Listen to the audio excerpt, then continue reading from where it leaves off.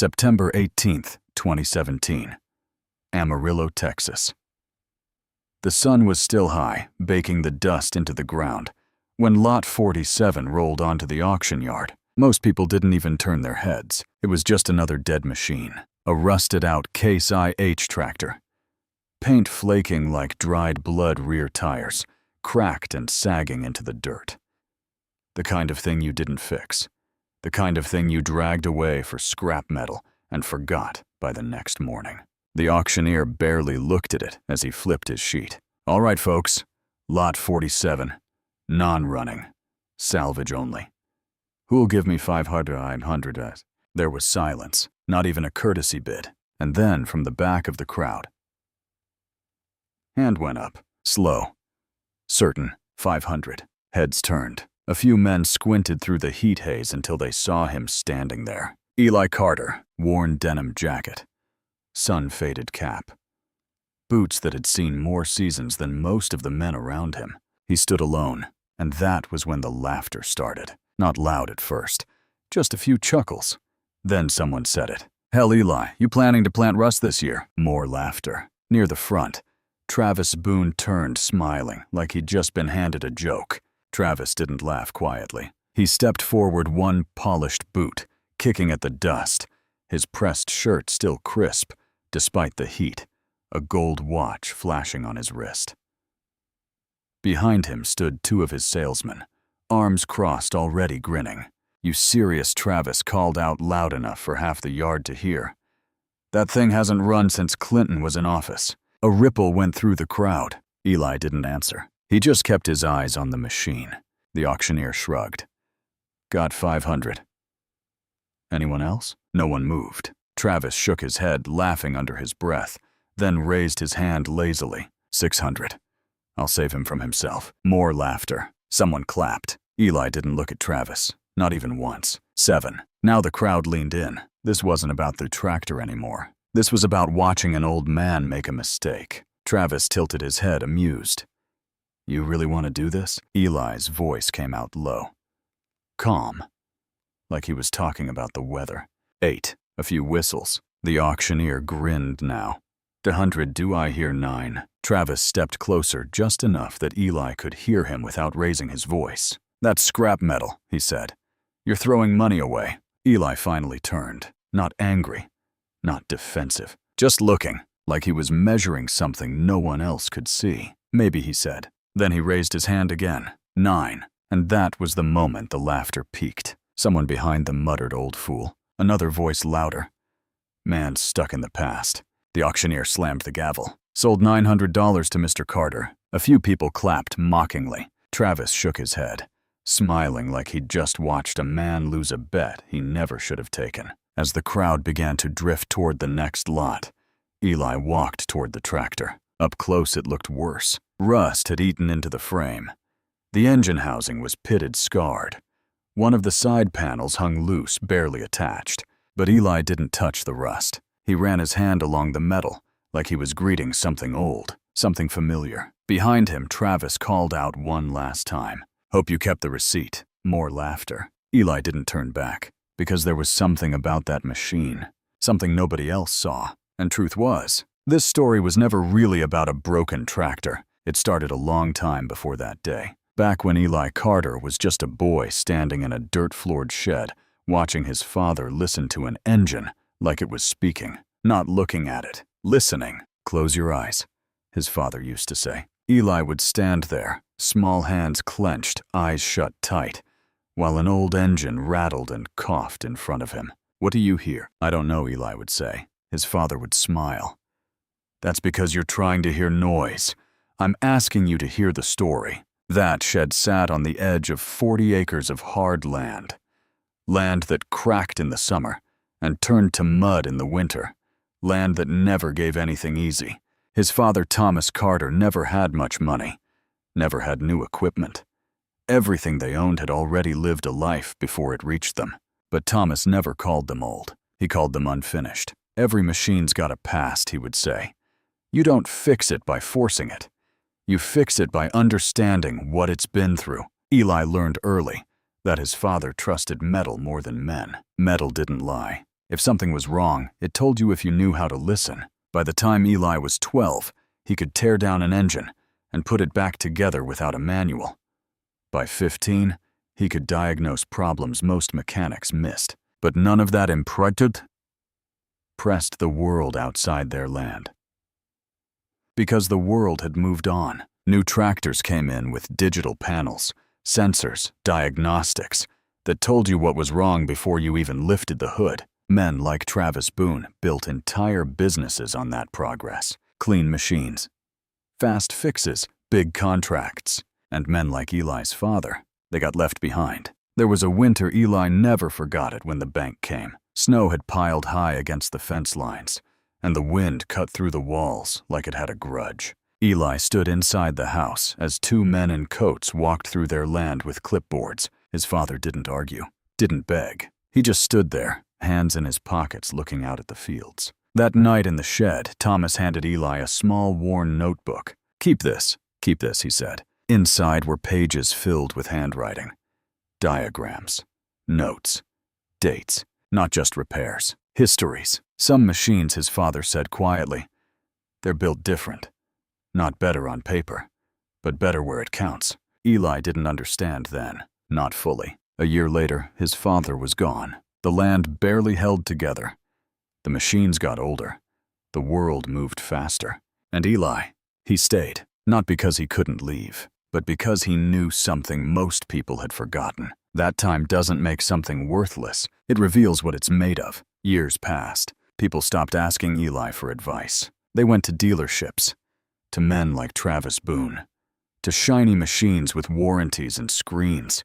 Eli became a man people nodded at, but didn't listen to, until the day he raised his hand for a dead tractor no one else wanted. Because when he first saw Lot 47 roll into that yard, he didn't see rust. He saw something else, a detail most men wouldn't even notice, a small marking half hidden under layers of corrosion. And the moment he saw it, he remembered a page in his father's notebook, a page he hadn't thought about in years. That was the moment everything changed, even if no one else knew it yet. Eli didn't bring the tractor home that day, not right away. He let it sit at the edge of the yard overnight, just outside his shed, as if he needed distance to think, or maybe to remember. The next morning came slow, like most mornings did out there. A pale sky, the smell of dry soil, and a wind that never quite stopped moving. Eli stepped outside before the sun cleared the horizon. For a long moment he just stood there, looking at the machine. Most men would have seen a project. Eli saw a question, and he wasn't going to rush the answer. He walked over, crouched down near the left side of the engine housing, and brushed away a layer of dirt with the back of his hand. There it was again. That mark. Faint. Almost gone. A small stamped symbol, just beneath the corrosion, barely visible unless you knew exactly where to look. 3 lines. A number, and a tiny, imperfect P, etched beside it. Prototype. Eli sat back slowly, because that wasn't supposed to be there, not on a production model. He didn't speak, but something shifted in his eyes, something deeper than curiosity. He stood, went into the house, and came back a minute later with the old notebook, the same one his father had handed him years ago. The pages had yellowed, corners curled, but the writing was still clear. Eli flipped through it carefully, not rushing like a man walking through memory instead of paper. And then he stopped, at 43. There was a heading written in his father's hand. Case YH, Test Series /87. Batch. Eli's fingers tightened slightly around the page. He hadn't looked at this section in years. Most people never would have, because to them it was just notes about machines that never made it to market. But to his father, those machines mattered. They tried something different, his father had written. More torque, reinforced internals, built to handle load others couldn't. But too expensive, too unpredictable. Most were pulled before release. Eli read the line twice, then a third time. some still out there. If you ever find one, don't trust how it looks. He closed the notebook slowly, and for the first time since the auction, Eli Carter smiled. But here's the part nobody saw. While Eli was out there tracing history through rust and memory, Travis Boone was making plans. Big ones. 2 days after the auction flyers went up across Amarillo and the surrounding counties. Boone Agricultural, Fall Demo Day. New machines, latest models, financing options, performance tests. It wasn't just a sales event. It was a statement. Travis wanted the entire region to see what modern farming looked like. Clean lines, powerful engines, no guesswork, no old men listening to engines like they were whispering secrets. And word traveled fast. By the end of the week, people were talking. Not just about the demo, about Eli. Did you hear Carter bought that junk tractor? Paid almost $1,000 for it. Man's lost it. Some drove by his place just to see it sitting there. A few even stopped. One afternoon, a neighbor named Carl pulled up, leaning out his truck window. "You really think you can get that thing running?" Eli wiped his hands on a rag, not looking up. "Not sure yet." Carl chuckled. "You always say that before you do." Eli didn't answer. Because this time, it wasn't about getting it running. It was about understanding why it had stopped. And more importantly, what it was capable of before it did. That night, Eli pulled the side panel off completely. The bolts came loose easier than expected. Too easy. He frowned slightly. That was the second thing that didn't add up. Factory builds didn't leave bolts like that. Inside the engine told a different story than the outside. Less wear. Cleaner lines.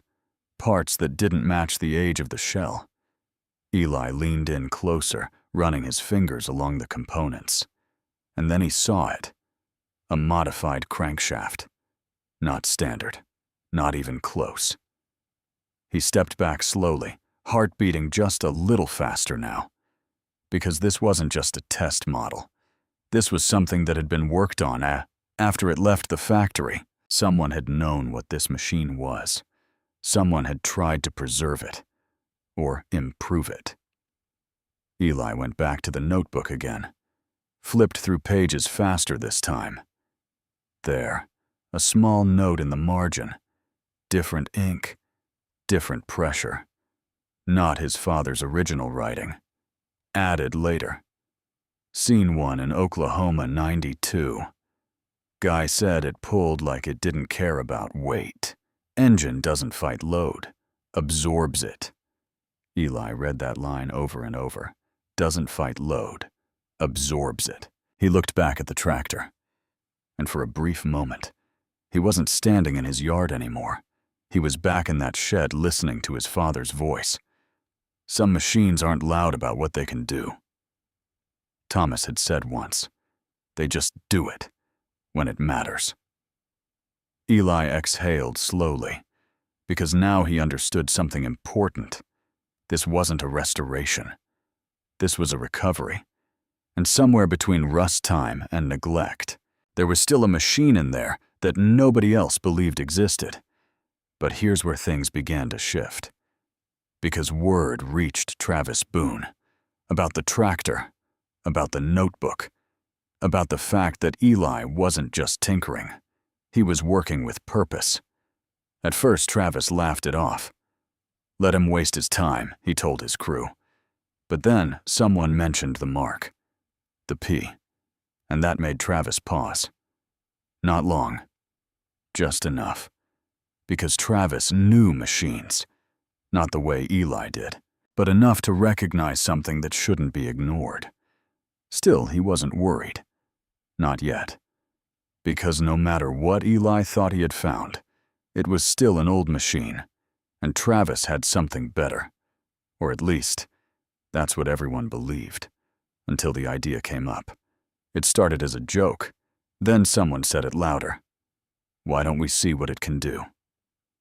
A few laughs, A few nods, and then the suggestion took shape.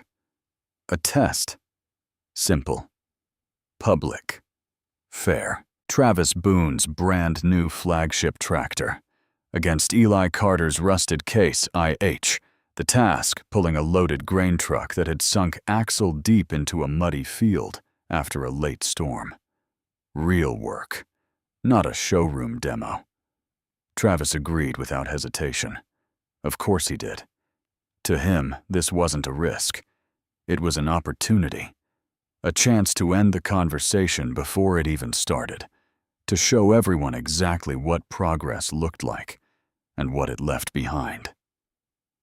When the invitation reached Eli, he didn't answer right away. He just stood there, looking at the tractor, thinking. Because this wasn't about proving people wrong, not to him. But something about the challenge, something about the way it echoed all those years of being overlooked. It settled into him. Quiet, heavy, and then, finally, he nodded. All right, because sometimes the only way to make people understand is to let the machine speak for itself. The rain came 2 nights before the test, not a storm anyone had planned for, heavy, slow, relentless. By morning, the lower fields outside Amarillo had turned into thick, swallowing mud, the kind that didn't just trap tires, it held them, and that was where they chose to meet. October 2nd, just past noon, a wide stretch of farmland on the edge of Boone's leased property. Trucks lined up along the dirt road, people standing on tailgates, leaning against fences drawn by something they didn't fully understand, but didn't want to miss, because this wasn't just about machines anymore. This was about being right. At the center of the field sat the grain truck, loaded heavy, axles buried deep nearly to the hubs. The rear wheels, half-swallowed mud pressed tight around them like concrete. A job no one could fake. Travis Boone arrived first. Of course he did. His new tractor gleamed even under the gray sky. Fresh paint. Clean lines. Tires still sharp-edged. It looked like something that belonged in a catalog, not a field. He stepped down, adjusting his gloves, nodding to the crowd like a man already expected to win. You picked a good spot. Someone called out. Travis smirked. Doesn't matter where you put it. A few people laughed. And then Eli arrived. No trailer, no crew. Just the low, uneven rumble of that old Case IH coming down the dirt path. It didn't look impressive. It didn't sound impressive, but it moved. That alone made a few people go quiet. Eli parked a short distance away and shut the engine off. For a moment there was only the wind and the distant creak of metal cooling. He stepped down slowly, boots sinking slightly into the mud. Travis walked over smiling like he'd been waiting for this. You actually got it running, he said, glancing at the tractor. Didn't think it'd make it this far. Eli didn't answer. He just looked at the truck, measured the ground, the angle, the depth, because what happened next? It wasn't about pride. It was about understanding the load, and that was the part nobody else paid attention to. The crowd gathered tighter now, forming a loose circle around the field. Phones out, voices low. Something was building. Travis clapped his hands once. All right, let's make this simple. He pointed to the truck. We hook up, 1 pull each. Whoever gets it out wins. Wins what someone shouted. Travis smiled wider. Wins the argument. Laughter rolled through the crowd. Eli said nothing, because to him, there was never an argument. There was only the machine, and whether it could do the work. Travis went first. His crew moved quickly, attaching the chain-checking connections, making sure everything looked right. He climbed into the cab of his tractor with confidence. The engine roared to life, instantly. Smooth, powerful, controlled. He gave a small wave through the glass. Then he eased forward. The chain tightened. The tractor dug in. At first it looked promising. The engine revved strong and steady. The front dipped slightly as torque transferred to the rear wheels. Mud churned. The tires gripped, then slipped. The sound changed. Not louder, strained. Travis pushed harder. More throttle, more power. The wheels spun faster now, flinging mud behind them. carving deeper into the ground instead of moving forward. The truck didn't move, not even an inch. A few seconds passed, then more. The engine kept fighting, but the field wasn't giving anything back. Someone in the crowd muttered, "Too much spin." Another voice, "He's digging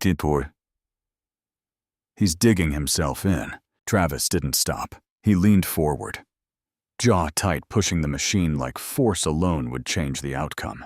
But machines don't respond to ego. They respond to conditions, and the condition was simple. There was no traction left. Finally, he backed off. The engine dropped to idle. Silence settled in slowly. Travis stepped out, brushing mud from his gloves like it didn't matter. "Ground's worse than it looks," he said casually. "Needs a different angle." But the confidence wasn't as clean now, not as sharp, because something had already shifted. And everyone felt it. Eli stepped forward without a word. No crew, no adjustments. He walked to the back of the tractor, picked up the chain himself, and hooked it onto the hitch. His movements were slow, deliberate, like he wasn't rushing to prove anything, because he wasn't. But there was one moment, one small detail, that almost no one noticed. Before he climbed into the seat, Eli placed his hand on the side of the engine. Just for a second, eyes closed, like he was listening. And maybe he was, because what happened next didn't look like much at first. The engine started with a low, uneven rumble. Not clean, not smooth, but steady. Eli didn't rev high, didn't push it. He eased forward. The chain tightened. The tractor leaned into the load. And then, nothing happened. At least that's what it looked like. No dramatic lurch, no burst of power, just a slow, heavy resistance. Someone in the crowd chuckled. "Here we go." Another voice. Same thing, but Eli didn't change anything, didn't add throttle, didn't force it, because he understood something Travis didn't. This machine didn't fight the load, it carried it. The engine note stayed. It stayed low, deep, constant. The rear tires pressed into the mud, not spinning wildly, but gripping, compressing, holding. And then, almost too subtle to notice at first, the chain shifted. A fraction of an inch. The truck moved. Someone near the front leaned forward. "Wait!" Another inch. Then another. No spin. No struggle. Just steady movement. The sound of the engine didn't rise. It didn't scream. It held, like it wasn't trying to win. Just doing the work. The crowd went quiet. Completely. Because now they understood what they were seeing. And it didn't match what they believed. The truck came free slowly, inch by inch, until the rear wheels broke loose from the mud with a deep, wet release. And then it rolled. Just enough to count. Eli stopped the tractor, engine still idling, still calm. For a full second, no one spoke. And then the field erupted. Not loud at first, more like disbelief breaking into sound. People talking over each other, pointing, trying to explain something they couldn't fully process. Travis stood there unmoving, looking at the machine, not smiling anymore. Not speaking, because for the first time, he didn't have an answer. Eli climbed down, unhooked the chain, wiped his hands, and walked back toward his tractor like it was just another job. But that wasn't the part people remembered. What they remembered was the moment right after, when someone from the crowd stepped forward and asked the question everyone was thinking. "What is that thing?" Eli paused, looked back once, at the rust, at the worn metal, at everything that had been dismissed. "It's just a tractor," he said. Then after a beat, it just remembers what it was built to do. And that could have been the end of it. But stories like this, they don't end when the crowd goes home. Because what happened next changed more than just one afternoon. Within days, people started showing up at Eli's place, not to laugh, to ask. Old machines, broken equipment, things they had given up on. They brought them to him, like he could see something they couldn't. And maybe he could. Because Eli never talked about the test, never bragged, never corrected anyone. He just worked, quiet, steady, the way he always had. Travis Boone, he didn't disappear, but something shifted. Deals slowed. People asked more questions. They didn't stop buying new machines, but they stopped believing they were the only answer. Months later, a man from Case Wade showed up. Engineer, mid-40s. Sharp eyes. He walked around Eli's tractor for a long time without speaking. Then he asked, "Do you know what you have here?" Eli nodded once. Something that wasn't finished. The engineer smiled slightly. "There were only a handful of these. Most were pulled. Too expensive. Too inconsistent. He paused. Yours. Someone modified it. Made it stable. Stronger under load. He looked back at Eli. We'd like to buy it. Eli shook his head, not even thinking. Number. The engineer didn't argue, because some things you don't sell. And years later, people still told the story. Not about the tractor, not really, but about that day in the mud, when everything they thought they understood didn't hold up. And if you ask the people who were there, they won't talk about horsepower, or torque, or brands. They'll tell you something simpler, that a man they once laughed at showed them the difference between power and understanding. Because in the end, the lesson wasn't hidden in the machine. It was hidden in the way people looked at it. And maybe that's the part worth remembering. Not everything old is broken. Not everything quiet is weak. And not everything that looks like scrap has told its full story yet.